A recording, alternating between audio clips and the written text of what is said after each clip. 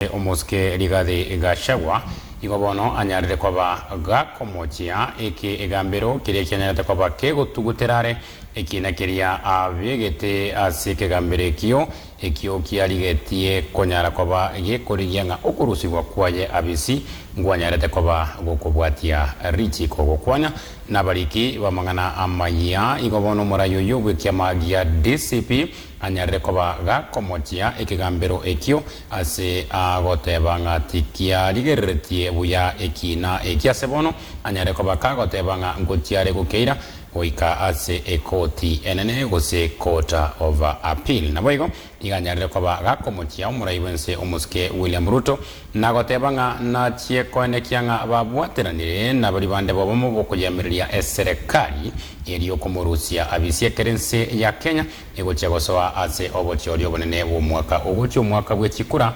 wechiribu 2025 omusakito Mary Mora Namangi. Arising from all that we have said, these are the orders that we make.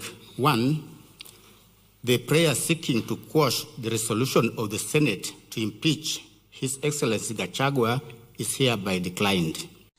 Magega yekigambiro kia High Court Ogotuguterwa okogania kuyokabeire omokonyi bw'omuraibwense Rigathi Gachagua gwokwamiriria korusiwa kwaye abisi litkoria rero Gachagua nesokia maisomorore Gokwanera ababwatani baye gwetera ase chinyomba chioboraria itself and holding that my right to fair hearing and Article 50 of the Constitution was violated, and then ironically purporting to uphold the impeachment.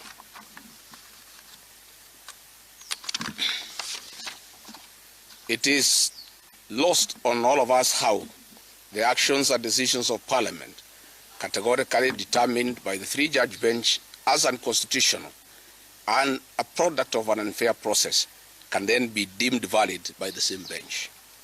Those contradictions are an abuse to the intelligence of the people of Kenya who are following the process and the judgment many hours on. The fundamental right to fair hearing, guaranteed under Article 50 of the Constitution, determined to have been violated, is amongst a set of constitutional provisions protective of every Kenyan facing any accusation. Gachagua yo olenge na baraibande be Kiaye gia DCP nigo amamochia omuraibwense omuske William Ruto ase okagenda mamincha ya bwatani baye na kumorusia abisi. William Ruto knows Rigathi Gachagua is a man to send him home, and those around him are terrified of my candidature.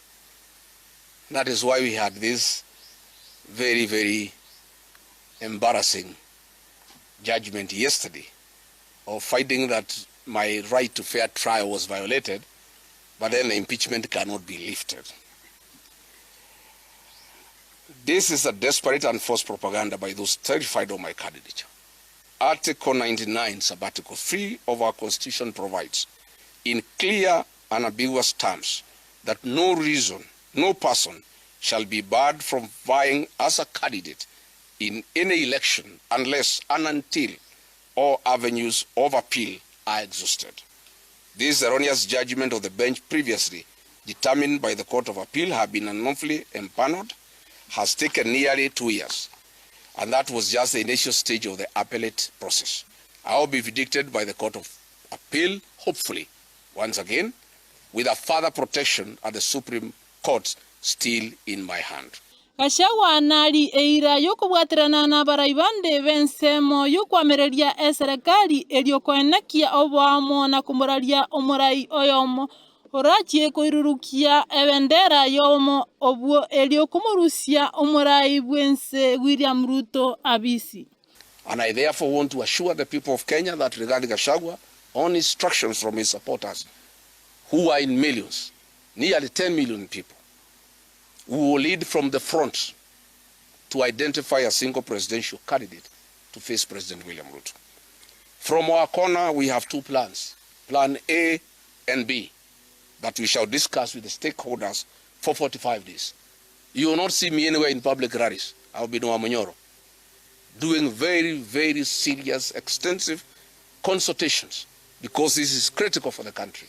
It's extremely critical for the country. We have two plans. Plan A is to mobilize support from across the country in the event that my colleagues and the formula we shall agree on favor me as the presidential flag bearer. Plan B, in the event that the formula does not favor me as a single presidential candidate, to get mandate from my supporters to, jointly with the other core principles, identify a single presidential flag bearer to face President William Ruto. I want to reiterate and firmly state to the people of Kenya that I remain committed to work with my colleagues in the United Alternative Government towards the cause of a single presidential flag bearer. Hingo ripoti ya KCTV ilitaria Nemeri Mora.